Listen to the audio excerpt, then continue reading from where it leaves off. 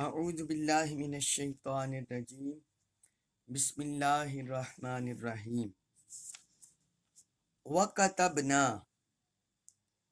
اور کتبنا ہم نے لکھ دی لہو اس کے لیے ہو ضمیر یہ حضرت موسیٰ علیہ السلام کی طرف لوٹ رہی ہے، تو اللہ تعالیٰ نے فرمایا وَكَتَبْنَا لَهُ اور ہم نے ان کے لیے لکھ دی فی الالواح تختیوں میں، لوحت ان کے جمع الواح تختیاں، اور ہم نے تختیوں میں ان کی تفصیل لکھ دی من سے کلی ہر شیء چیز موعظتاً نصیحت، من کل شیء موعظتاً ہر چیز کی نصیحت لکھ دی، و تفصیلاً اور تفصیل، لکلی ہر لکلی ہر کسی کی شیئن چیز، و تفصیلا لکل شیء اور ہر ایک چیز کی تفصیل لکھ دی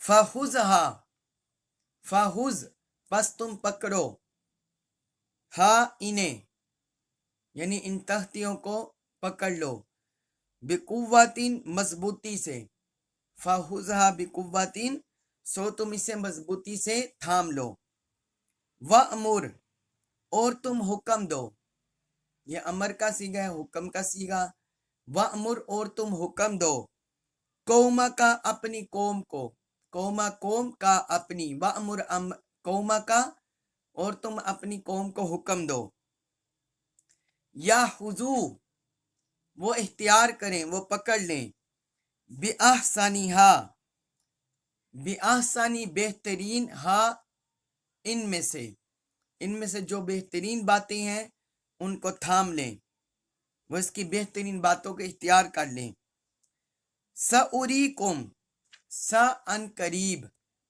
سین زبر سا ان قریب، اری میں دکھاؤں گا، کم تمہیں، سَأُرِيكُمْ ان قریب میں تمہیں دکھاؤں گا، دار الفاسقین دار الگھر الفاسقین نافرمانوں کا، دار الفاسقین نافرمانوں کا مقام، نافرمانوں کا گھر، ان قریب میں تمہیں دکھاؤں گا۔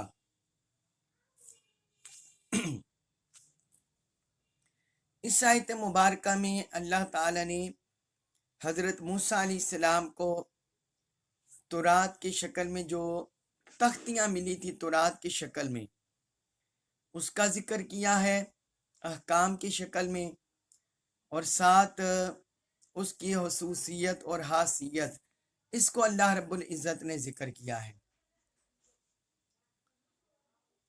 جب اللہ تعالی نے حضرت موسیٰ علیہ السلام کو اپنی رسالت کے پیغامات کے لیے اور اپنے کلام کے لیے چن لیا، تو بعد ازاں مخلوق کی ہدایت کے لیے انہیں احکام کی شکل میں یہ تختیاں عطا کی گئی۔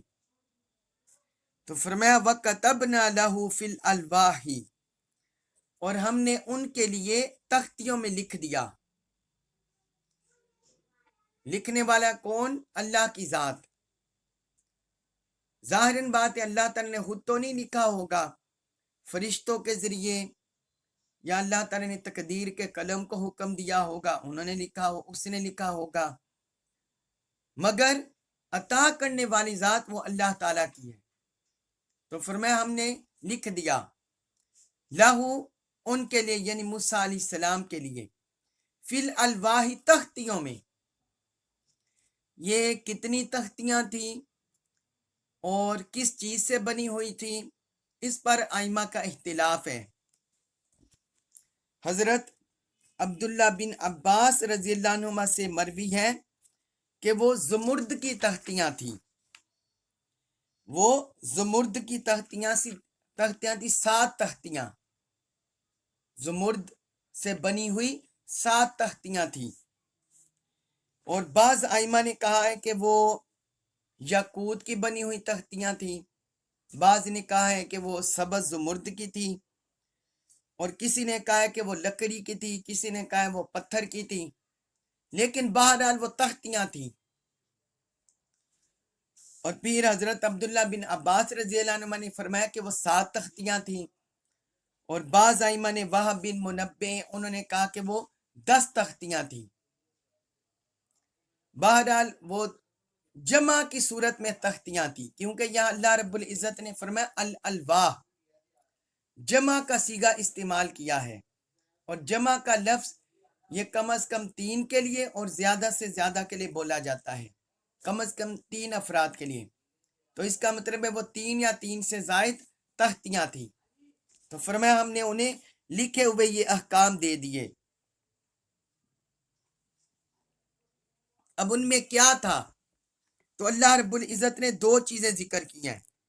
فرمایا من کل شیء موعظۃ، اس میں نصیحت کی ہر چیز لکھی ہوئی تھی، حلال کے احکام، حرام کے احکام، واجب کے احکام، فرض کے احکام،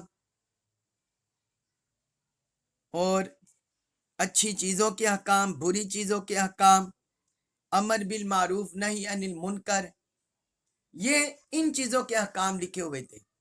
اس سے مراد عمومی مراد نہیں ہے کہ ہر چیز کی تفصیل اس میں تھی یا ہر چیز کی نصیحت تھی، یہ مراد نہیں ہے، بلکہ جو ان کی ضرورت تھی وہ اللہ رب العزت نے حلال، حرام اور اچھی بری چیزوں کے احکام یہ سب کچھ اس میں لکھ دیے تھے. سب کچھ جو ان کو دنیا کی فلاح و بہبود کے لیے اور آخرت میں فلاح کے لیے ضروری تھے، وہ اللہ تعالیٰ نے اس میں نصیحتیں لکھ دی. پھر آگے اللہ رب العزت نے فرمایا ایک دوسری صفت اور خوبی بیان کی ان تختیوں میں جو لکھا ہوا کلام تھا، وہ تفصیل لکل شیء، اور ہر چیز کی تفصیل اس میں لکھ دی تھی. یہ بات یاد رکھیں کہ ہماری شریعت اور شریعت موسوی میں یہ فرق اللہ رب العزت نے یہاں بیان فرما دیا ہے. ہمیں قرآن میں اجمالی احکام ملے ہیں اور ان کی تفصیل ہمیں احادیث مبارکہ میں حضور صلی اللہ علیہ وسلم کی سیرت سے، آپ کے احوال سے ہمیں ان کی تفصیل ملتی ہے، اور پھر ائمہ کے قیاس اور اجتہاد سے بھی اس کی راہیں کھلی ہیں تفصیل کی. جبکہ شریعت موسوی میں اور حضرت موسیٰ علیہ السلام کی شریعت میں جو تورات کی شکل میں انہیں دی گئی، اس میں احکام کی تفصیل تھی، اس میں احکام کی تفصیل درج تھی. جو حکم انہیں ملا وہ سارے احکام کی تفصیل ان تختیوں میں درج تھی، تورات میں درج تھی. اس لیے اللہ رب العزت نے یہاں فرمایا وہ تفصیل لکل شیء، اور ہر چیز کی تفصیل انہیں عطا کر دی، لکھائی کی شکل میں انہیں مل گئی. اور ہمیں جو قرآن ملا ہے اس میں دیکھیں نماز قائم کرنے کا حکم ہے. اللہ رب العزت نے کتنے مقامات میں بیان فرمایا وَأَقِیمُوا الصَّلَاةَ، نماز قائم کرو، مگر آگے نماز کی جو تفصیل ہے وہ ہمیں قرآن میں نہیں ملتی، وہ ہمیں قرآن میں نہیں ملتی کہ ہر نماز کی رکعات کی تعداد کتنی ہے، پھر ہر رکعت میں کیا پڑھنا ہے، اور جو ہم نماز میں افعال ادا کرتے ہیں، نماز کی کیفیت، اس کی تفصیل بھی قرآن میں درج نہیں ہے، اس کی ترتیب بھی قرآن میں درج نہیں ہے. تو یہ ہمیں کہاں سے ملتی ہے؟ یہ ہمیں احادیث سے ملتی ہے. پھر زکوٰۃ کی مقدار اور زکوٰۃ کا نصاب یہ بھی قرآن میں متعین نہیں ہے. اس کے بعد حج کے فرائض، ارکان شرائط اور موانع، کون کون سے امور، کن کن پر ہدیہ ہوگا، قربانی ہوگی، تو یہ ساری تفصیل بھی ہمیں کہاں سے ملتی ہے؟ احادیث مبارکہ حضور کی سنت سے. تو تورات میں کیونکہ حضرت موسیٰ علیہ السلام نے کوئی اس طرح انہیں تفصیل شرح بعد میں نہیں دینی تھی، اس لیے اللہ رب العزت نے تورات میں یہ ساری تفصیل اتار دی. بنی اسرائیل کے لیے قیاس اور اجتہاد نہیں تھا، نہ ہی ان کے لیے کوئی سنت اور حدیث کی شرعی حیثیت تھی. تو یہ اللہ رب العزت نے بیان فرمایا. پھر آگے فرمایا فَخُذْهَا بِقُوَّةٍ، سو تم انہیں مضبوطی سے تھام لو. حضرت موسیٰ علیہ السلام سے فرمایا کہ آپ نے قوم کو تبلیغ کرنی ہے، قوم تک یہ پیغام پہنچانا ہے، لہٰذا آپ اسے مضبوطی سے تھام لیں. آگے ذمہ داری بیان کر دی. فرمایا وَأْمُرْ قَوْمَكَ يَأْخُذُوا بِأَحْسَنِهَا، آپ اپنی قوم کو حکم دیں کہ وہ اس کی بہترین باتوں کو اختیار کریں، وہ اس کی بہترین باتوں کو اختیار کریں، بہترین باتوں پر عمل کریں. اب بعض ذہنوں میں یہ سوال پیدا ہوتا ہے کہ کیا تورات میں کوئی چیز ایسی بھی ہے، کوئی حکم ایسا بھی ہے جو بہترین نہیں ہے؟ کسی بھی ذہن میں سوال پیدا ہو سکتا ہے. جو اللہ رب العزت نے فرمایا وَأْمُرْ قَوْمَكَ يَأْخُذُوا بِأَحْسَنِهَا، کہ آپ اپنی قوم کو حکم دیں کہ وہ اس کی بہترین باتوں کو تھام لیں اور ان پر عمل کریں. تو کیا معاذ اللہ تورات میں کوئی بہترین چیز بھی نہیں ہے؟ تو یہ سمجھنے کی ضرورت ہے.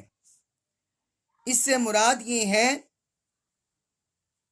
کہ جس طرح قرآن میں بعض احکام درجہ بدرجہ ہیں، اسی طرح تورات میں بھی بعض احکام درجہ بدرجہ ہیں، اور ہر حکم کا اللہ کی بارگاہ میں تقرب اجر اس حکم کے لحاظ سے ہوتا ہے.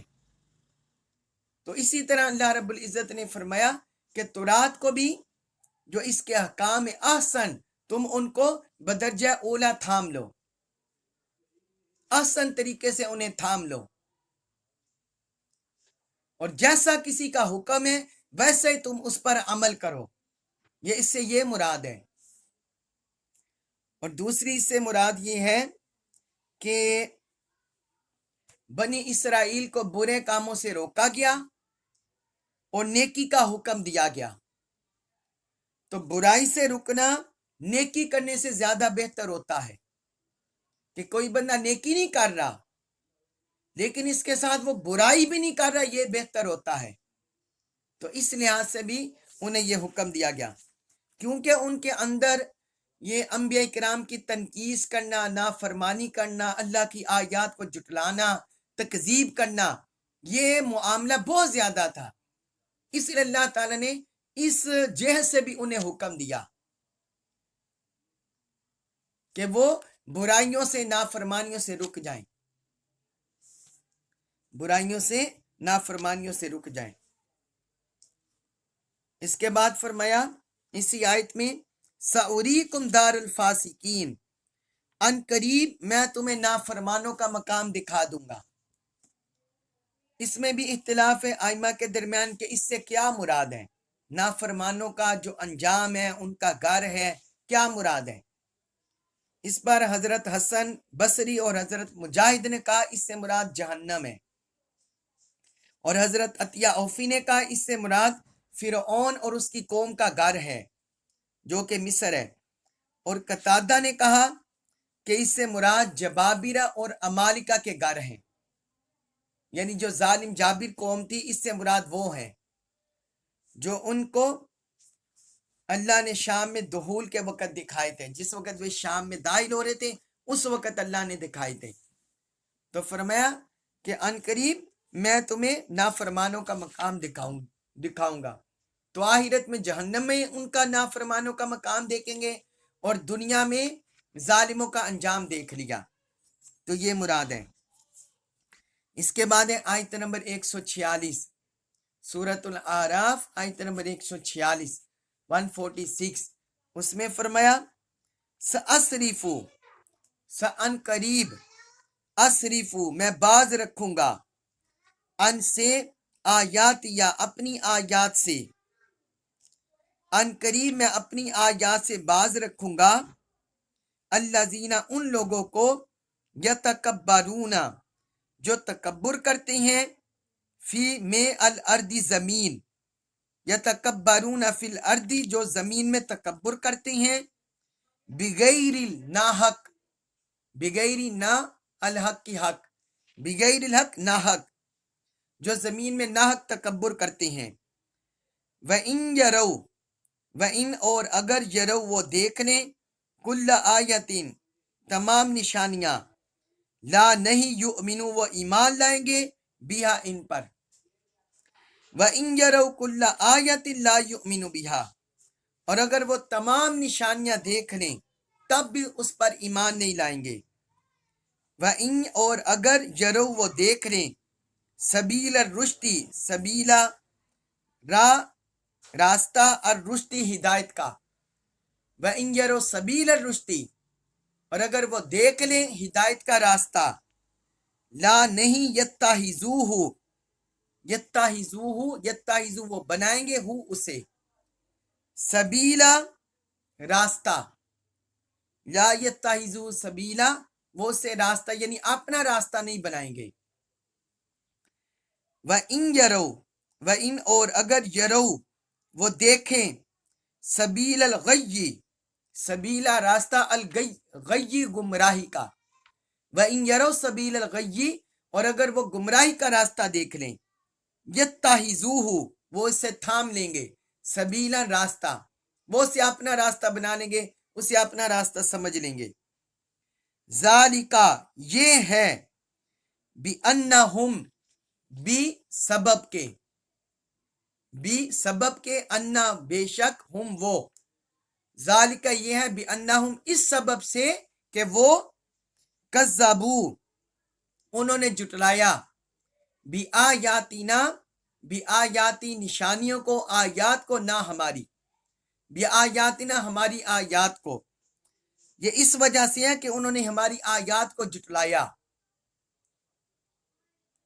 وَقَانُوا اور وہ تھے انہا ان سے غافلین بے خبر، وَقَانُوا انہا غافلین اور وہ اس سے غافل بنے رہے، بے خبر رہے، اور وہ اس سے غافل اور بے خبر رہے۔ اب اس آیت مبارکہ میں اللہ تعالیٰ نے متکبر لوگوں کی نشانی بیان کی ہے، متکبرین کی، اور حق کے مقابلے میں، آیات کے مقابلے میں، اللہ کی آیات کے مقابلے میں، نشانیوں کے مقابلے میں ان کا کیا رد عمل ہوتا ہے، اس کو اللہ رب العزت نے ذکر کیا ہے۔ فرمایا سأصرف عن آیاتی الذین یتکبرون فی الارض بغیر الحق، کہ جو لوگ زمین میں ناحق تکبر کرتے ہیں میں اپنی آیات کے سمجھنے سے ان لوگوں کو باز رکھوں گا، ان لوگوں کو پھیر دوں گا، یعنی اس سے مراد یہ ہے کہ جن لوگوں نے دنیا میں اپنا اوڑھنا بچھونا اللہ کی آیات سے تکبر بنا لیا ہے، اللہ کی آیات سے تکبر بنا لیا ہے، وہ اللہ کی آیات سے اعراض کرتے ہیں، اللہ کی آیات سے منہ پھیرتے ہیں، تو اللہ رب العزت نے فرمایا کہ ان لوگوں سے اپنی آیات پھیر دوں گا کہ وہ پھر آیات کو سمجھ نہیں سکیں گے، اور آیات الہیہ ان کے دل میں گر نہیں کر سکیں گی، ان کو آیات الہیہ کا نور نہیں ملے گا۔ تکبر کا لغوی معنی ہے، امام راغب اصفہانی نے بیان کیا تکبر کا لغوی معنی، وہ کہتے ہیں تکبر کا لغوی معنی یہ ہے کہ دل میں اپنے آپ کو دوسروں سے اچھا سمجھنا اور بڑا سمجھنا، دوسروں سے اپنے آپ کو اچھا اور بڑا سمجھنا، یہ جو دلی کیفیت ہوتی ہے اس کو تکبر کہتے ہیں۔ اور سب سے بڑا تکبر یہ ہے کہ انسان اللہ کے سامنے تکبر کرے، اس کی آیات کو ماننے سے اور قبول کرنے سے، حق کو ماننے اور قبول کرنے سے انکار کر دے، اس کی عبادت میں آر محسوس کرے، تو وہ کہتے ہیں یہ سب سے بڑا تکبر ہے، اور دوسرے انسانوں کو کم تر سمجھنا، اپنے آپ کو بڑا سمجھنا، یہ انسانوں کے لحاظ سے تکبر ہے، اور سب سے بڑا تکبر اللہ کی ذات کے لحاظ سے ہے۔ تو وہ دراصل وہ لوگ جن کی مذمت میں یہ اللہ تعالی نے آیتیں اتاری، وہ اپنے آپ کو افضل الخلق سمجھتے تھے. وہ سمجھتے تھے ہم بہتر ہیں، باقی مخلوق گھٹیا، ہم بہتر ہیں. اپنے آپ کو اعلیٰ اور برتر سمجھتے تھے، اور وہ یہ سمجھتے تھے کہ جو ان کو اختیار حاصل ہے اور کسی کو یہ اختیار حاصل نہیں ہے، اور کسی کو یہ اختیار حاصل نہیں ہے. اور یہ جو صفت ہے یہ اللہ کی ذات کی ہے. اللہ کی ذات کے کو یہ صفت زیبا ہے کہ ساری مخلوق اس کے سامنے سر نگو ہے. باقی کسی کو جرت نہیں کہ اس کے سامنے سر اٹھا سکے، اور کبریائی اسی کی شان ہے. تو یہ لغوی طور پر ہے. پھر ایک حدیث میں حضور نبی اکرم صلی اللہ علیہ وسلم نے فرمایا، جس شخص کے دل میں رائی کے دانے کے برابر بھی تکبر ہو وہ جنت میں داخل نہیں ہوگا. رائی کے دانے کے برابر بھی تکبر ہو وہ جنت میں داخل نہیں ہوگا. ایک شخص نے کہا، عرض کیا کہ یا رسول اللہ، کوئی شخص یہ چاہتا ہے کہ اس کا لباس اچھا ہو اور اس کا جوتا اچھا ہو، کیا وہ بھی تکبر ہوگا؟ تو حضور نے فرمایا، اللہ جمیلہ اور جمال کو پسند کرتا ہے. تکبر، فرمایا تکبر حق بات کا انکار کرنا اور لوگوں کو حقیر جاننا ہے، یہ تکبر ہے.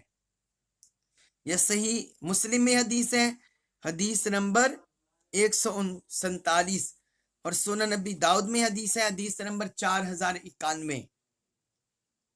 تو ایسا تکبر ممنوع ہے جس میں بندوں کے بارے میں حقارت ہو، بندوں کو حقیر سمجھا جائے، گھٹیا اور ذلیل سمجھا جائے، اور حق کے بارے میں تکبر کیا جائے. تو اللہ رب العزت نے ایسے ہی تکبر کے بارے میں یہاں مذمت کی ہے. فرمایا جو لوگ ایسے اللہ کی آیات کے بارے میں تکبر کرتے ہیں تو ہم ان قریب ان کو آیات سے پھیر دیتے ہیں کہ اللہ کی آیات ان پر اثر انداز نہیں کرتی اور انہیں نور نصیب نہیں ہوتا. پھر آگے ان لوگوں کی علامات بیان کی. فرمایا وَإِن يَرَوْا كُلَّ آیَةٍ لَا يُؤْمِنُوا بِهَا،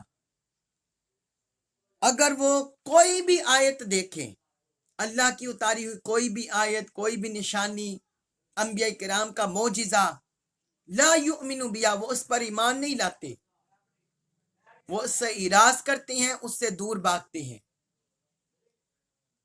وَإِن يَرَوْا سَبِيلَ الرُّشْدِ لَا يَتَّخِذُوهُ سَبِيلًا، اور اگر وہ کوئی ہدایت کی راہ دیکھ لیں، ہدایت کی راہ دیکھ لیں، راہ راست دیکھ لیں، لا یتخذوا سبیلا، تب بھی وہ اس راہ پر نہیں چلتے، اس راہ کو نہیں اپناتے، اس راہ کو نہیں اپناتے، اس راہ سے بھی کتراتے ہیں. توحید کی راہ، رسالت کی راہ، ہدایت کی راہ، تقوی کی راہ، پرہیزگاری کی راہ، مخلوق کی ہدایت کی راہ، تو ان سب راہوں سے وہ کتراتے ہیں، اس راہ پر نہیں چلتے. آگے فرمائے وَإِن يَرَوْا سَبِيلَ الْغَيِّ يَتَّخِذُوهُ سَبِيلًا، اور اگر وہ کوئی گمراہی کا راستہ دیکھ لیں تو اس راہ کو اپناتے ہیں. یتخذوا سبیلا، وہ اسے اپنا لیتے ہیں، اس راستے کو اپنا لیتے ہیں. فحاشی اریانی ہو گئی، معاشرے میں برائیاں ہو گئی، اللہ کی نافرمانیاں ہو گئی، شرک، بت پرستی ہو گیا، تکبر ہو گیا، رعونت ہو گئی، حرص، لالچ ہو گیا، جتنی بھی معاشرے میں برائیاں پھیلی ہوئی ہیں، کوئی بھی برائی کی راہ دیکھتے ہیں اس پر چل پڑتے ہیں، اس کو اپنا لیتے ہیں. تو یہ ان کی سرشت میں داخل ہوتا ہے کہ انہوں نے اپنے باطن کو آلودہ کر لیا ہوتا ہے، اپنے باطن کو آلودہ کر لیا ہوتا ہے، یہ ان کی فطرت میں داخل ہو جاتا ہے. اللہ رب العزت کی آیات سے کنارہ کشی کرنا. پھر آگے فرمایا ذالک بانہم کذبوا بآیاتنا، فرمایا یہ وہ لوگ ہیں کہ انہوں نے ہماری آیات کو جھٹلایا، انہوں نے اللہ کی اتاری ہوئی آیات کو نظر انداز کر دیا، جھٹلا دیا۔ وَكَانُوا عَنْهَا غَافِلِينَ، اور وہ اس سے غافل تھے، اس سے غافل رہے، نہ اللہ کے احکام پر عمل کرتے ہیں، نہ ایمان لاتے ہیں، نہ عمل کرتے ہیں، اور ساری زندگی غفلت میں گزار دیتے ہیں، ساری زندگی غفلت میں گزار دیتے ہیں۔ اس کے بعد فرمایا سورۃ الاعراف آیت نمبر 147 147 میں،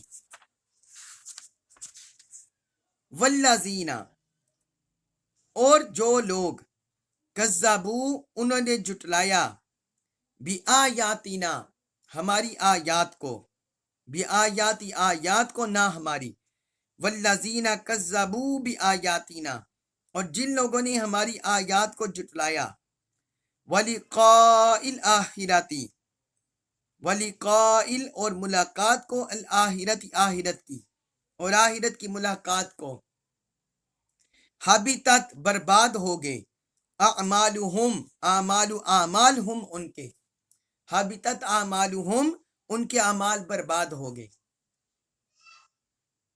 اللہ رب العزت نے فرمایا اور جن لوگوں نے ہماری آیات کو جھٹلایا اور آخرت کی ملاقات کو، ان کے اعمال ضائع ہو گئے۔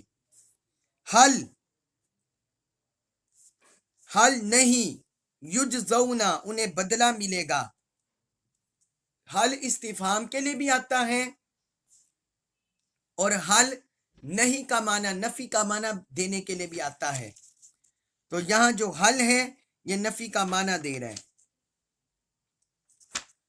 فرمایا حل یجزون، انہیں اس کا بدلہ نہیں ملے گا، الا، مگر، ما، جو کچھ، کانو، وہ تھے، یعملون، کرتے، الا ما کانو یعملون، مگر جو کچھ وہ کیا کرتے تھے۔ فرمایا انہیں کیا اس کا بدلہ ملے گا، مگر وہی جو کچھ وہ کرتے تھے، جو کچھ وہ کرتے تھے صرف انہیں اسی کا بدلہ ملے گا۔ اب اس آیت مبارکہ میں اللہ تعالی نے ایک قاعدہ کلیہ بیان کر دیا ہے کہ جن لوگوں نے بھی رب کی آیات کو جھٹلا دیا اور آخرت کو جھٹلا دیا، ان کے اعمال ضائع ہو جائیں گے، چاہے کسی نے کتنی نیکیاں کی ہوں گی، کسی نے محتاجوں کو کھانا کھلایا ہوگا، غریبوں کی باز پرسی کی ہوگی، یتیموں کا خیال رکھا ہوگا، بیواؤں کا خیال رکھا ہوگا، کمزور معاشروں کا خیال رکھا ہوگا، اپنے ماں باپ کے ساتھ اچھا سلوک کیا ہوگا، جس نے جیسا بھی عمل کیا ہوگا، اگر وہ اللہ کی آیات کو جھٹلانے والا ہوگا اور آخرت کا منکر ہوگا تو رب نے فرمایا ان کے سارے اعمال ضائع ہو جائیں گے۔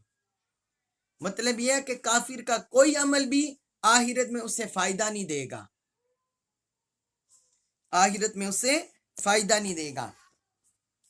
اللہ تعالیٰ، کیونکہ جو اعمال کی قبولیت میں ایمان شرط ہے، اعمال انسان کے اسی وقت قبول ہوں گے جب وہ مومن ہوگا۔ جب ایمان ہی کسی بندے کے پاس نہیں ہوگا، کسی انسان کے پاس نہیں ہوگا، تو اچھے اعمال بھی اس کے کوئی فائدہ نہیں دے سکیں گے۔ اللہ تعالیٰ نے ایک اور مقام پر فرمایا سورۃ الفرقان آیت نمبر 22 میں، فرمایا وَقَدِمْنَا إِلَى مَا عَمِلُوا مِنْ عَمَلٍ فَجَعَلْنَاهُ هَبَاءً مَنْثُورًا۔ فرمایا کفار ہمارے پاس جو بھی اعمال لے کر آئیں گے تو ہم ان کو فضا میں بکھرے ہوئے غبار کے ذرے بنا دیں گے، ہباء منصورا، بکھرے ہوئے ذرات بنا دیں گے، جو اعمال بھی وہ لے کر آئیں گے ہمارے پاس۔ اس طرح ایک آیت میں فرمایا سورۃ المائدہ آیت نمبر 5 میں، من یکفر بالایمان فقد حبط عملہ، کہ جس نے ایمان لانے سے انکار کیا اس کا عمل ضائع ہو گیا۔ جس نے بھی ایمان لانے سے انکار کیا، کیونکہ ایمان بنیاد ہے عمل کی قبولیت کی۔ اگر ایمان نہیں ہوگا تو کوئی نیک عمل بھی مقبول نہیں ہوگا، رب کی بارگاہ سے دھتکار دیا جائے گا۔ پھر اس کے بعد اسی آیت میں فرمایا حل یجزون الا ما کانوا یعملون، کہ انہیں صرف اسی کی جزا مل رہی ہے جو وہ کیا کرتے تھے، یعنی دنیا میں جو کچھ وہ کیا کرتے تھے وہ وہی اس کی جزا پائیں گے، وہی اس کی جزا پائیں گے، انہیں وہی کچھ ملے گا جو کچھ دنیا میں کیا کرتے تھے۔ آخرت کا انکار کرتے تھے تو اس کی جزا ملے گی، رب کے منکر تھے تو اسی کی جزا پائیں گے، اللہ کی آیات کے منکر تھے تو اسی کی جزا پائیں گے، فرائض کو ترک کرتے تھے تو اسی کی جزا پائیں گے، واجبات کو چھوڑتے تھے اسی کی جزا پائیں گے۔ یعنی جو کچھ بھی انہوں نے دنیا میں کیا تو رب نے فرمایا وہ اپنے اعمال کا ذائقہ ادھر چکھیں گے، اپنے اعمال کا مزہ چکھیں گے۔ اس پر یہ کوئی بندہ نہیں کہہ سکتا کہ ان کے ساتھ ظلم ہوا ہے یا ظلم ہوگا، کوئی بندہ یہ نہیں کہہ سکتا، کیونکہ وہ اپنے کیے کی سزا وہاں بھگتیں گے، جو کچھ انہوں نے کمایا ہوگا یہی آخرت میں کاٹیں گے اور یہی آخرت میں پائیں گے۔ تو یہ اللہ رب العزت نے بیان فرما دیا۔ اللہ تبارک و تعالی ہمیں تمام اعمال سیئہ سے، کفر سے، اپنی آیات کی تکذیب سے ہماری حفاظت فرمائے، ہمیں اپنی پناہ عطا فرمائے، کامل ایمان نصیب فرمائے، اعمال صالحہ کی توفیق عطا فرمائے، قرآن مجید کا کامل فہم نصیب فرمائے اور ہمیں اس پر عمل پیرا ہونے کی توفیق عطا فرمائے۔ وما علیہ الا البلاغ المبین۔